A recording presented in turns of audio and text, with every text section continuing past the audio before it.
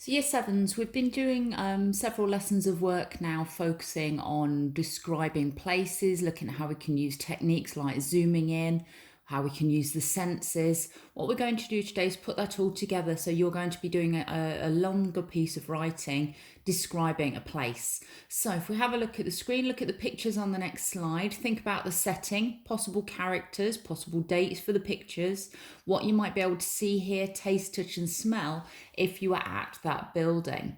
So you're going to imagine you are at the building, just as you imagined describing a room in a house in our previous lesson, and thinking about as you moved around it, writing a description using interesting vocabulary. So I need some noun phrases in there, lots of description, prepositions, thoughtful sentence structure, and zooming in on a character you might find there, just like when we zoomed in Tuck Everlasting, on Tuck's Forgotten Shotgun, and in Skellig, which ended with, and that's when I saw him. So let's have a look at the 4 pictures. You're going to choose just one of these. Okay, so 4 pictures there.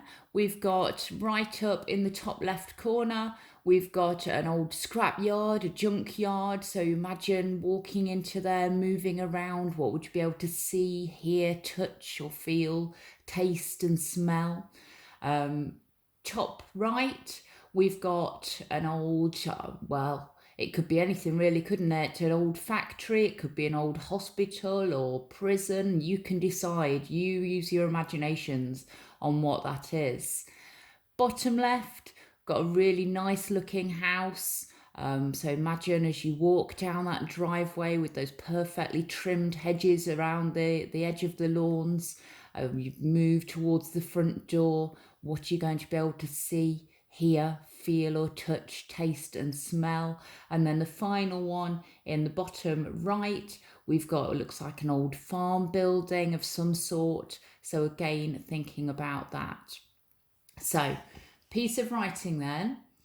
For each paragraph, you need to be able to describe what you can see, hear, taste, feel and smell. Remember, feel, it could be to do with the weather. It might be feeling a breeze on your arms. It might be feeling rain on your face. So you could use that within feel. If in Skellig, if you're going into a dirty old building, then you might feel cobwebs. In Skellig, Michael said they were breaking on his brow. So you could use something like that. It's not just about what you're actually touching with your hands. Also think about what you can feel under your feet. If somewhere's a bit gravelly or a bit slippy or a bit dangerous, you could describe that as well. So you start off, you describe the outside of the building as you're walking towards it. You include details about the time of day, the weather, the outside environment.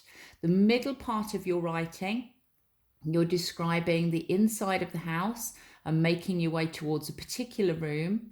And the end of it, you're describing what's inside of the room and end with, and that's when I saw him or her. So we've got an example here that you could use to get you started. I walked towards the scruffy little house beside the graveyard. My eyes fell upon the battered front door, the rusty door knocker and the spider dangling from the door handle. So as you can see in that example, lots of detail in there already, and we're only the first sentence in. So think about how you can add detail, try and focus on all of those things that we've mentioned, zooming in, prepositions, interesting sentence structure, certainly noun phrases. See what you can do. Really prove to yourself what a good writer you are.